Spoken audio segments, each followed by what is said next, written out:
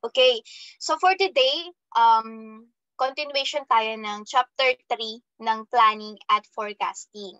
So we're going to discuss naman yung mga decision making. Kasi 'di ba, yung mga ang una nating tinakil ay yung mga types of plan, tapos kung ano yung meaning ng plan at forecasting.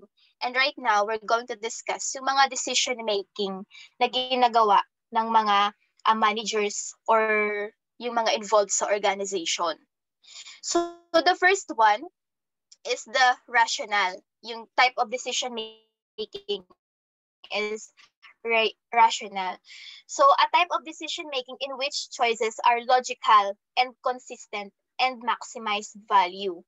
Assumptions of rationality: a rational decision maker would be fully objective and logical. He will have a clear and specific goal and know all the possible alternatives and consequences. So when we say rational, may objective siya tsaka logical. So when we say objective, parang may specific agad yun. Unlike sa subjective na para siyang essay, di ba? While yung sa objective, meron ka agad na specific na decision. At saka may logic siya. Kumbaga, inaalam mo kung ano yung mga reason behind that situation bago ka mag-decision.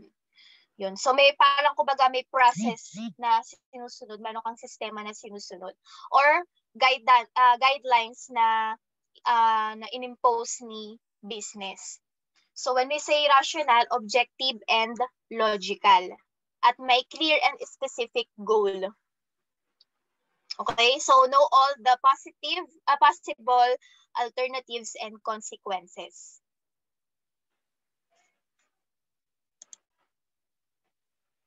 So for example, ito yung mga types ng rational decision making. So first, forecasting.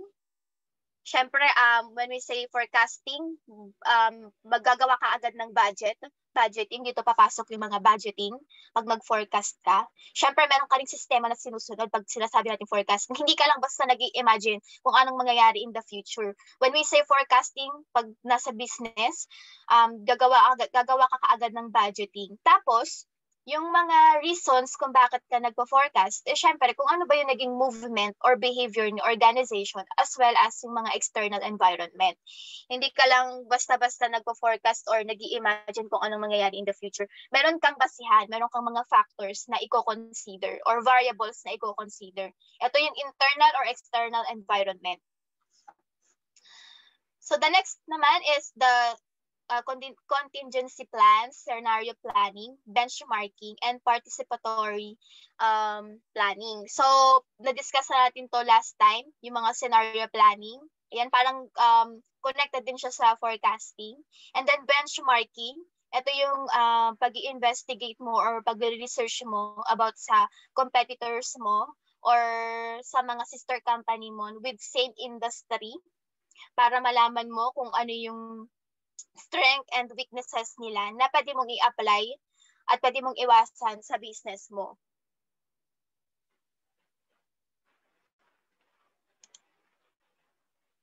Okay, again, when we say rational, making decisions rationally would consistently lead to selecting the alternative and maximizes the likelihood of achieving the goal.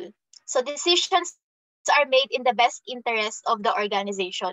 So dapat yung decision mo na rational ay in line sa goal ng organization.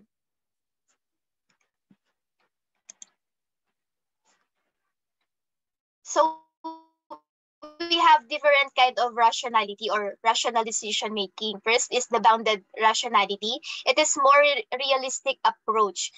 So yun nga, di ba minsan, gaya ng siguro sa principles of marketing yun, na pag gumagawa tayo ng goals natin, gumagawa tayo ng mga objectives natin, dapat smart yun. Kumbaga, first is specific, dapat measurable, dapat attainable, realistic, and timely. Dapat hindi ka lang basta-basta gumagawa ng goal. Dapat alam mo na realistic siya, tapos attainable. And then at the same time, meron siyang timeline. Para alam mo kung ma-achieve yung goal na yun. Tapos alam mo na yung mga alternative na actions na dapat mong i-consider para ma-achieve mo yung goal na yun. Managers make decisions rationally but are bounded by their ability to process information. Because they can possibly analyze all information on all alternatives, manager satisfies rather than maximize. They accept the solutions that are good enough. So, as a manager, hindi ka lang basta-basta maggagawa ng desisyon na hindi mo naman, kumbaga parang hindi naman siya cover ng knowledge mo. Kaya dapat ino-open mo yung mga subordinates mo sa pag-contribute ng knowledge. Kumbaga mali mo, meron kang hindi alam na alam naman ni employee. For example, yung mga technical parts, kasi di ba si manager more likely ang focus talaga nila ay decision making. While yung mga subordinates nila or mga employees, ang focus nun ay mga technical. So, kadalasan, though alam naman ni manager yung mga technical side, pero hindi yun kasing puro na alam ni subordinate. So, magtatanong ka din kung ano yung nangyayari sa operations sa mga employees mo. Then, magko-contribute si employees ng mga knowledge niya about dun sa scenario or situation based dun din sa alam niya. So, yun. And then, through that, magkakaroon ng alternative action or recommendation si managers. Yan. So, they accept the solutions that are good enough. So, pwede rin merong mai-recommend na solutions din si subordinates or employees mo. At dapat i-accept mo yun. As a manager, dapat open tayo sa pag-accept ng solutions na kinontribute ng subordinates mo. They are being rational within the limits of their ability to process information. So, dapat as a manager, alam mo kung hanggang saan yung knowledge mo. So, kung hindi mo siya sakop, tapos wala kang masyadong alam doon, better na maging open ka sa ibang tao na mag-accept ng knowledge.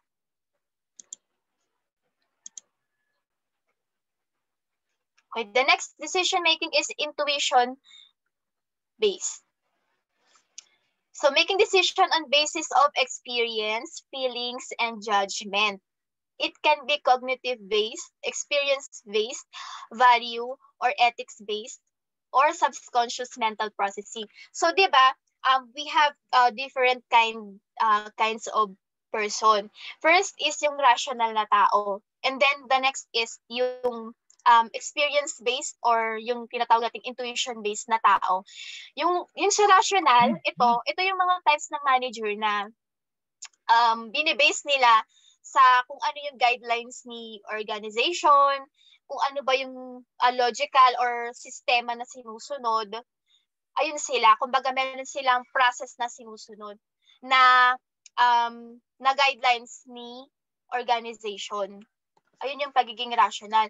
While yung intuition naman or experience, ito yung mga types ng manager na binibase nila sa naging experience nila or naging experience ng mga employees nila, yung magiging decision nila. Kumbaga, more likely, medyo dinadawit nila or sinasama nila yung emotions, experience, yung parang pagkatao ng isang empleyado. For example, pag sinabi nating rational tsaka intuition, kunyari na late si employee. Tapos, syempre, if you are being rational, hindi mo tatanungin kung ano ba yung nangyari sa bahay, ano ba bang ginawa, ano bang nag-experience mo habang nasa biyahe ka, bakit ka na late. Pag rational, pag sinabi mong late ka, ito yung guidelines natin. Ganun ka.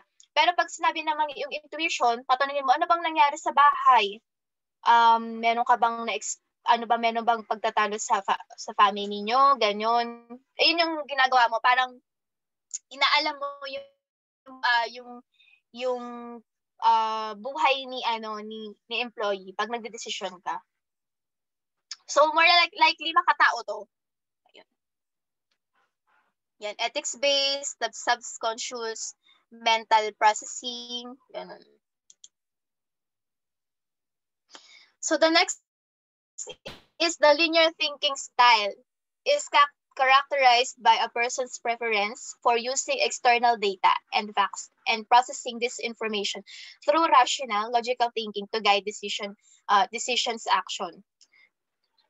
So yon, ito yung sinasabi na pag sinabi natin linear thinking style, inaalam mo yung preference ni tao.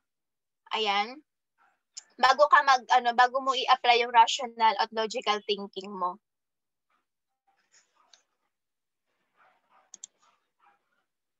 So ito naman, when we say linear thinking style, characterized by person's preference for using the internal sources of information like feeling and intuition. When we say, di ba yung linear kanina, rational naman yun. When we say non-linear thinking, ito naman yung sa intuitions, more like these emotions. Yung sa rational naman, ano yun more on guidelines, policies, procedures, kung ano yung guidelines nga ni organization, and processing this information with internal insights, feelings, and hunches to guide decisions and actions. Kumbaga, binibase mo yung decision mo sa naging experience mo, nararamdaman mo, ganun. While yung sa rational, kung ano yung batas or law or regulation ng organization, kahit ano pang nangyaring masama sa'yo, yun yung susundin natin.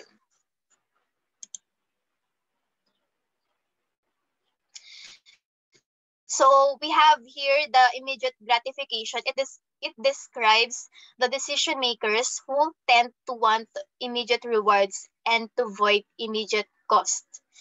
For these individuals, decision choices that provides quick payoffs or more appealing than those that may provide payoffs in the future. So ito, yung kinds ng error and biases. Kaya minsan nagkakaroon ng pagkakamaling desisyon ang isang manager or employees. Ito yung isa ay yung immediate gratification. Kasi kadalasan sa mga tao, gusto nila kung ano yung naging desisyon nila, gusto nila mabilisan yung reward. Hindi nila iniisip kung ano yung para sa future nila. More likely ang ina-accept lang nila na solusyon or decision ay yung meron silang immediate na rewards.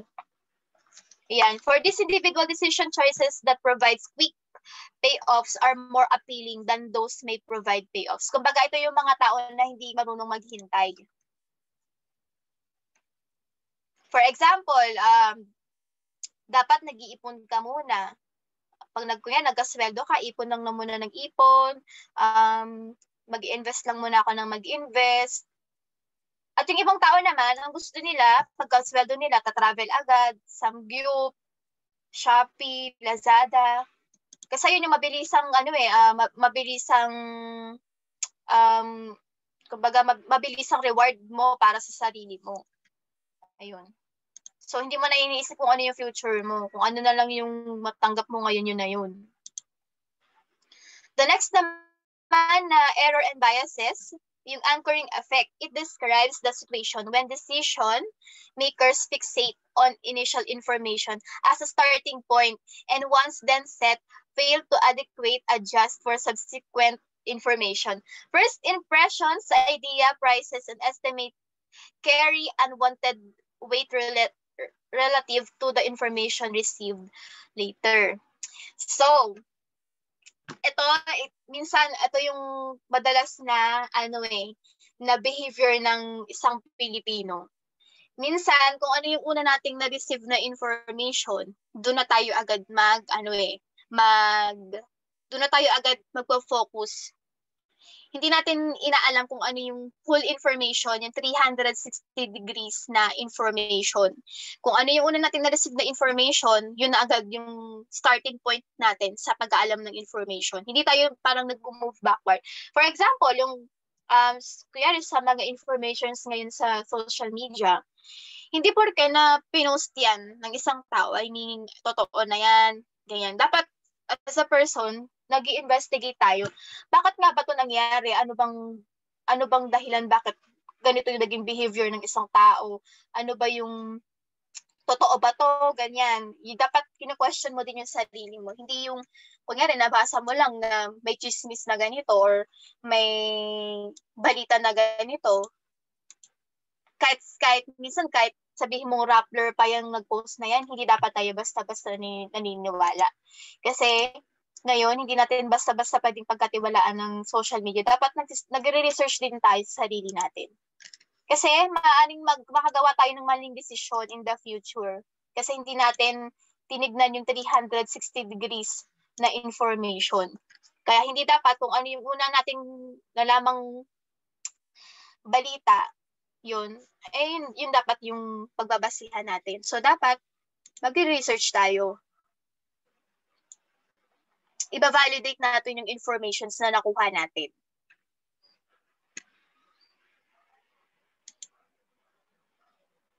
The next naman is selective perception bias. So,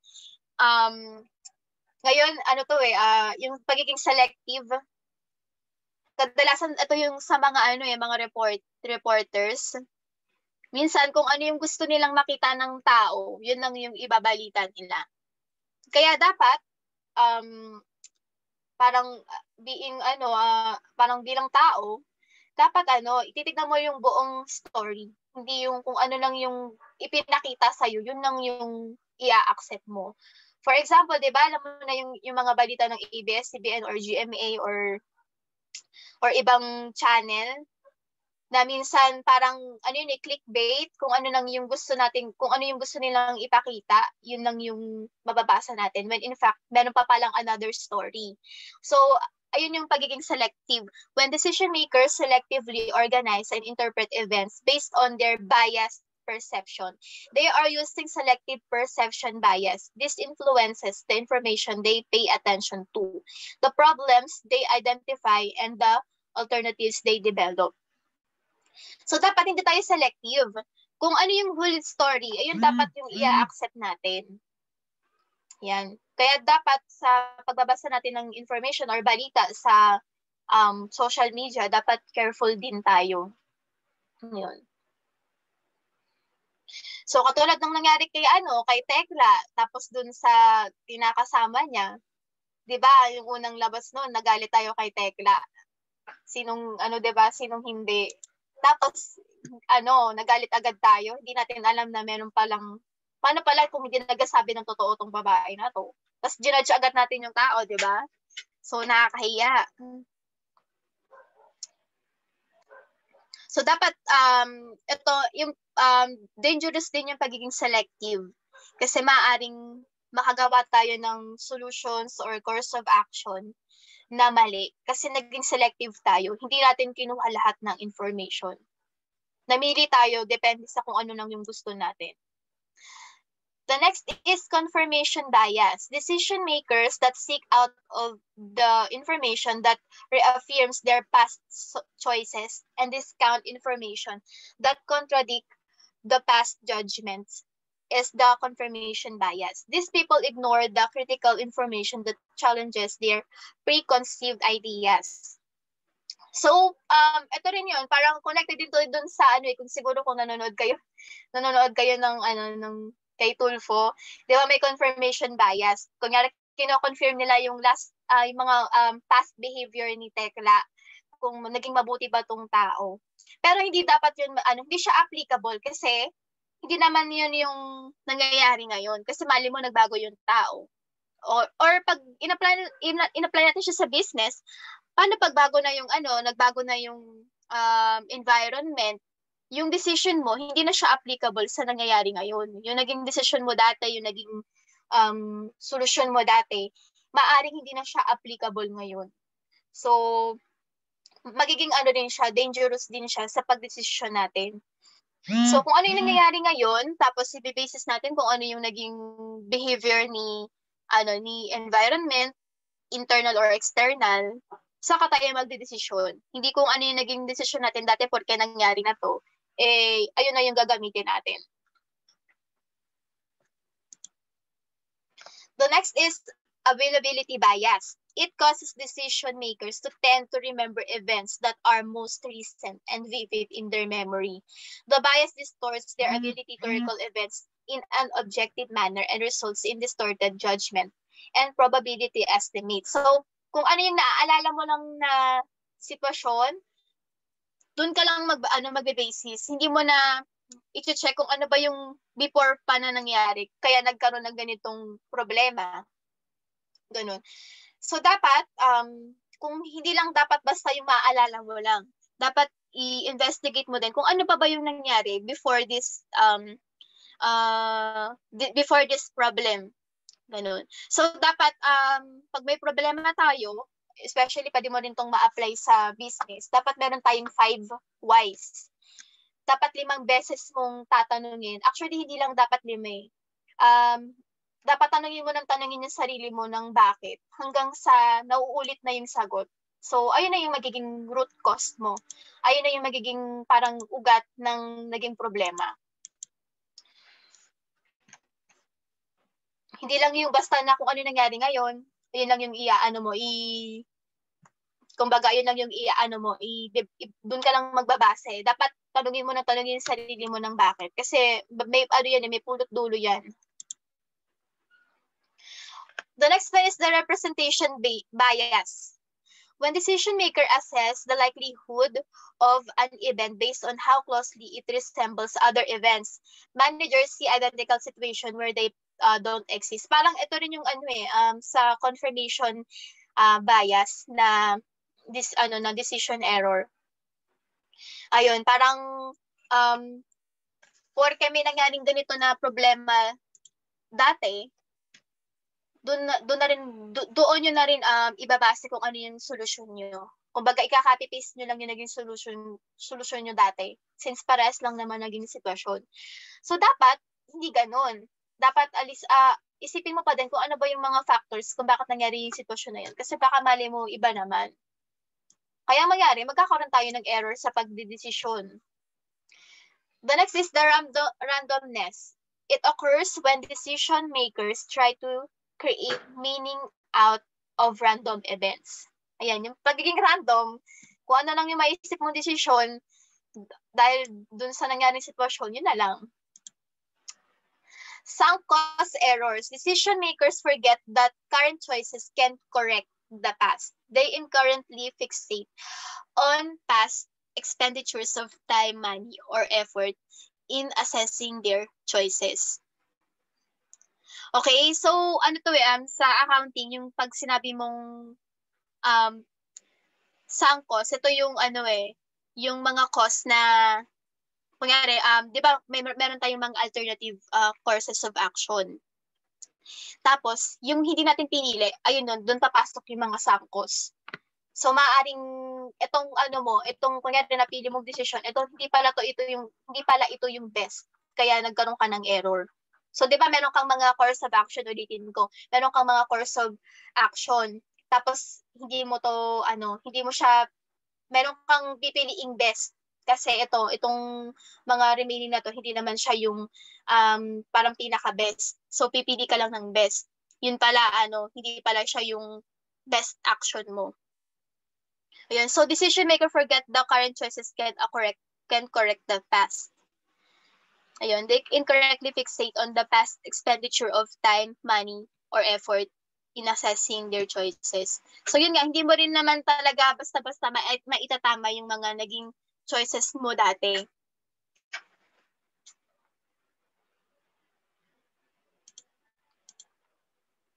Self-serving bias. Decision makers who are quick to take credit for their success and to blame failure on outside factors exhibit this bias. So, yun nga, merong mga kinds of manager na yung success ni employee ay inaangkin niya, which is bad yun. Hindi dapat ganun. Kung kanino yung credit, dapat dun mo yun ibigay. And to blame failure on outside factors exhibit this bias. So, parang as a manager, merong mga managers na pag nagkaroon ng problema, isisisi agad nila kung kani-kanino yung problema, yung naging pagkakamali. na hindi nila iniisip or hindi muna nila ina-assess kung saan ba nanggaling yung problema na yun. Yan. Hindsight bias, it is the tendency for decision makers to falsely believe after that outcome is actually known that they could have accurately predicted the outcome of the event. Ayan, so ito din yung parang yung naniniwala tayo na tendency for the decision makers to falsely believe after the outcome actually know. Ayan, so parang tayo, naniniwala agad tayo basta-basta.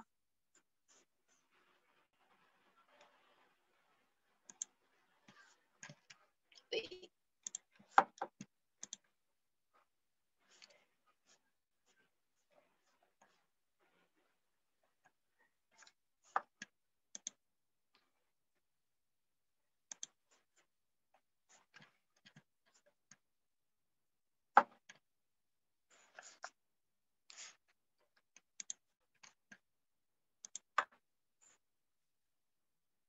Okay, so we have steps in decision making. First is identification of the problem.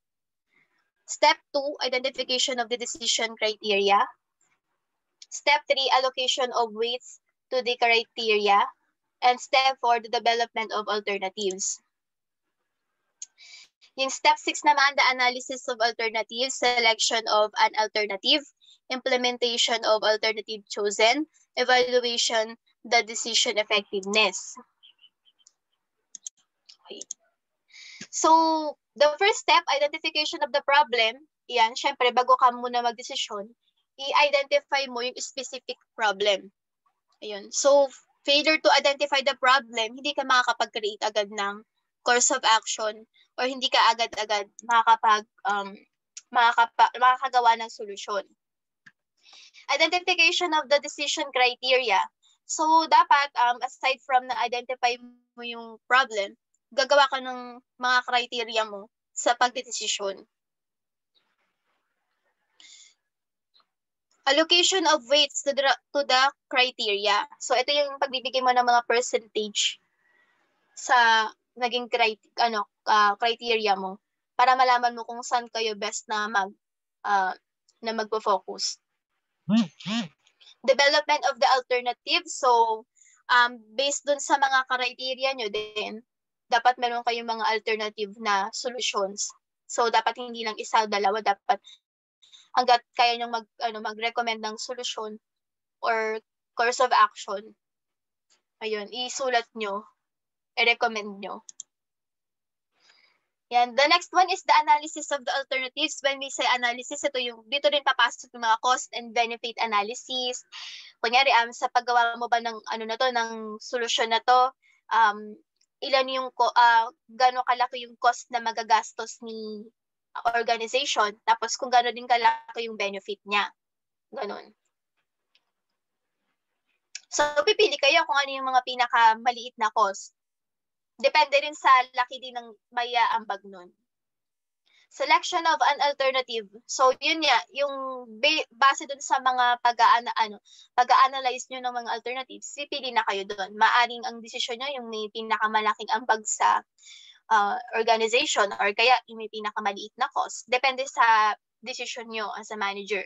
Implementation of the alternative chosen, yon since nakapili ka na, i-implement mo na yon yung yung mga alternative course of action na yon. So, may mga process yan ng pag-i-implement. May mga steps din or procedures. The next is the evaluation of the decision. So, yung effectiveness nun and yung efficiency nun, i-evaluate mo. Hindi ka lang basta dapat nag-implement ng course of action. Dapat ini-evaluate mo siya. So, paano natin i-evaluate yun? Magkakaroon tayo ng mga tinatawag din na KPI or meron tayong tinatawag na mga measurement. Yan, dyan natin makikita kung naging effective ba siya, naging efficient, nabawasan ba yung cost, nadagdagan ba yung benefit. Yan, so isusulat mo yan lahat ng naging ano niya, naging advantage ng solusyon na yun.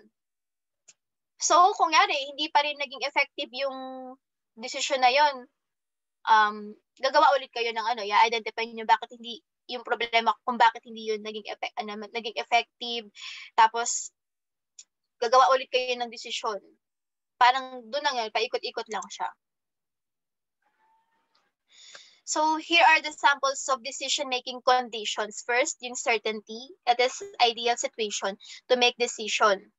And the outcome of very alternative is known. Okay? So dapat yun nga ideal situation, yung pagbibigay mo ng decision, ideal situation, yung pagbibigay mo ng desisyon dapat based dun sa nangyayari talaga. Yan. So, dapat yung mga outcomes din ng mga alternative course of action mo. Since hindi lang naman isa yung course of action mo, dapat madami din yun. Mo din, kumbaga pag nag-forecast ka, isusulat mo din kung ano yung mga possible na mangyayari. Risk, a situation in which the decision maker is able to estimate the likelihood of certain outcomes. So, yung pag sinabi nating risk, ito yung maaring ito yung magiging cost or yung mga expenses na magagastos ni organization kapag ginawa niya yung yung decision na yun. So, dapat pinag-aaralan din natin yung risk. I-consider din natin siya. Kasi para tayong magsusugal eh. Uncertainty, a situation in which a decision maker has neither certainty nor reasonable probability estimates available. So yun nga, pag hindi certain yung isang sitwasyon, tapos hindi nyo rin ma-identify yung risk, then papasok siya dito sa uncertainty.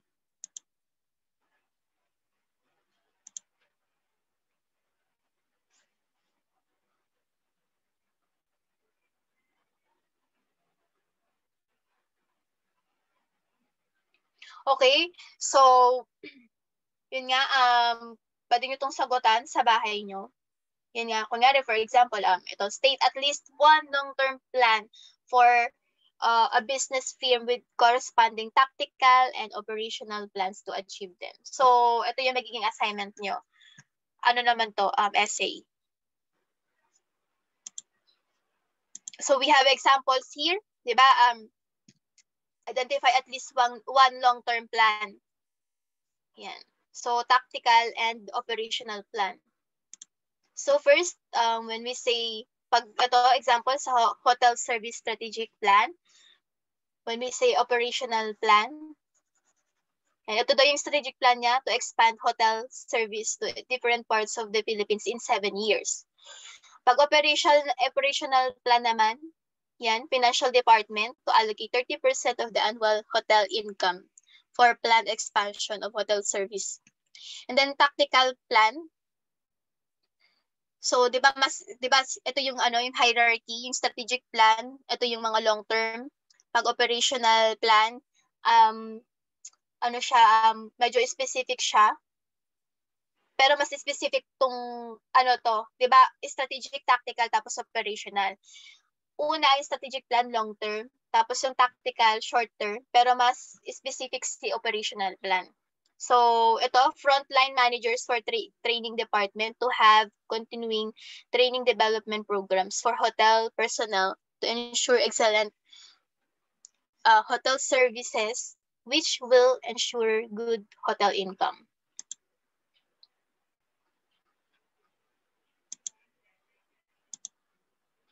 Okay. So, any question?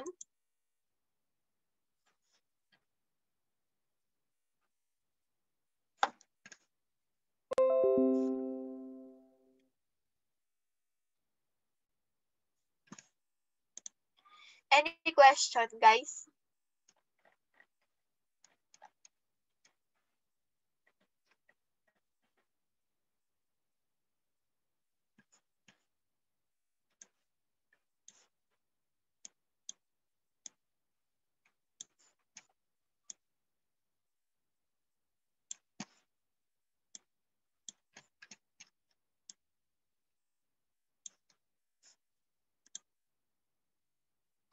Yes.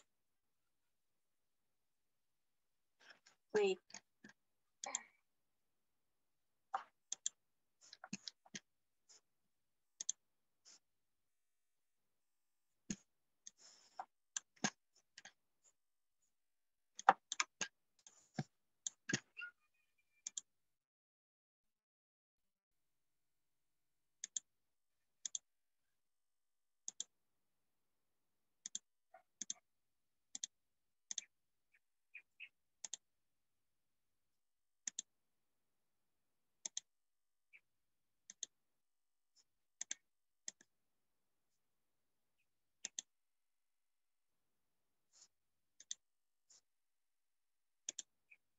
Wala yung fifth.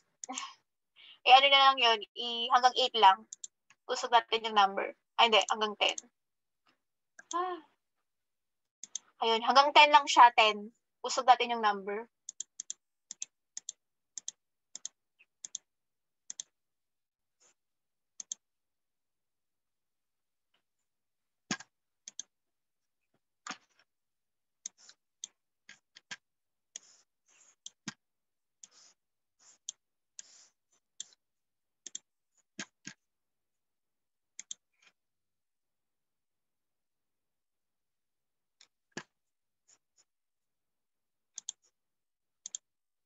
Yan. So we have decision making errors and biases. First is the immediate gratification, anchoring effect, selective perception bias.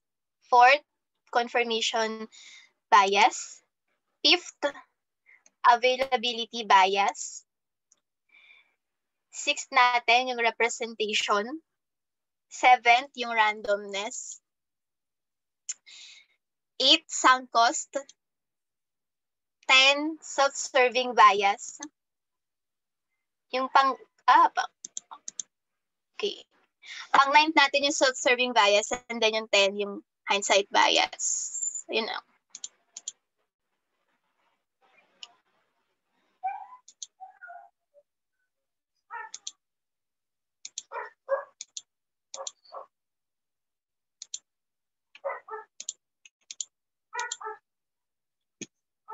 Tama pala nito, 60.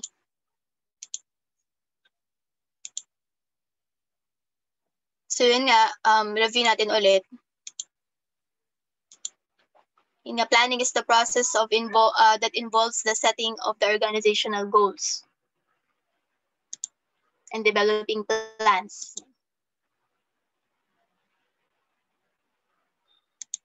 So yung differentiate natin yung goals versus plans. It should be comprehensive, time frame, specific, and the frequency of use.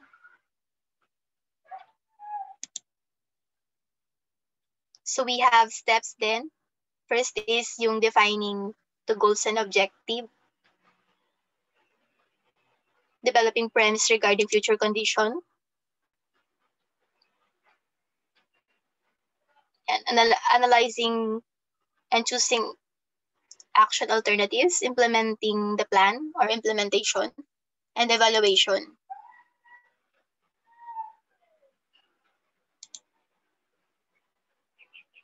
And so we have different kinds of planning: strategic, tactical, and operational. Long-term, short-term, directional, specific, single-use, and standing plans.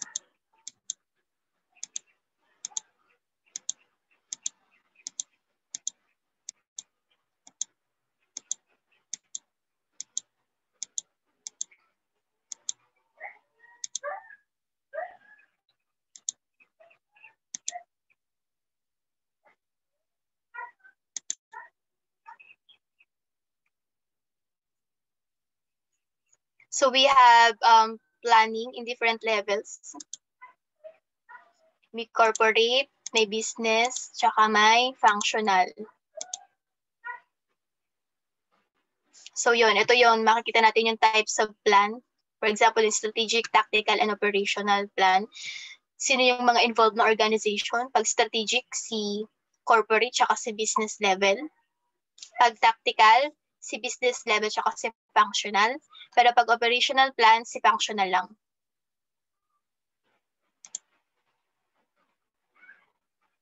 So we have different kinds of decision making. First is the rational. So ito yung mga example ng rational decision making. Pagpo-forecast, scenario planning, contingency plans, benchmarking, at participatory planning. Intuition-based. Yeah. So different style ng pagdedesisyon, linear thinking, and then non-linear. And then ito yung mga errors na diniscuss natin kanina.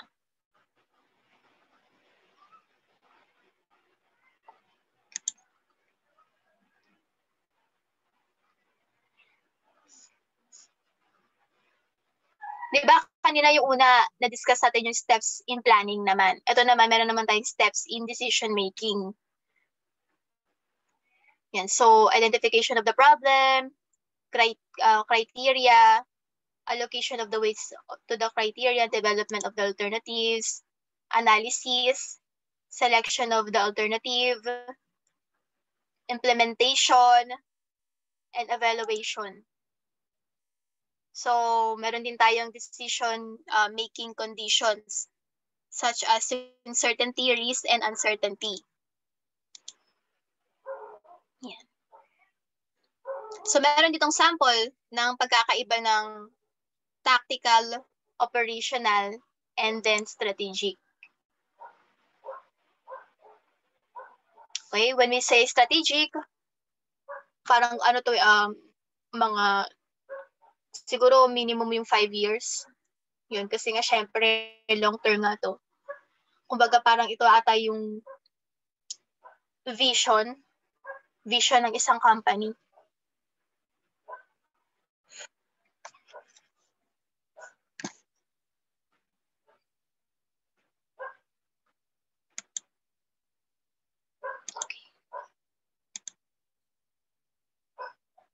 Okay, any question?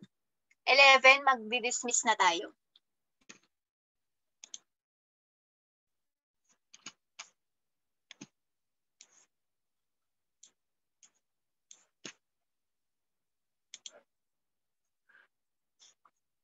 Okay lang kayo? Okay lang po.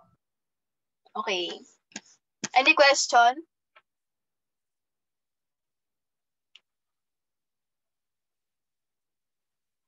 Wala na po.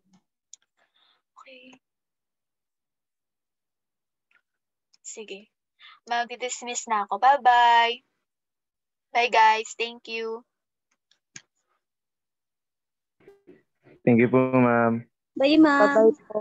Bye, ma'am. Wait lang. Dagan to. Uy. Bye.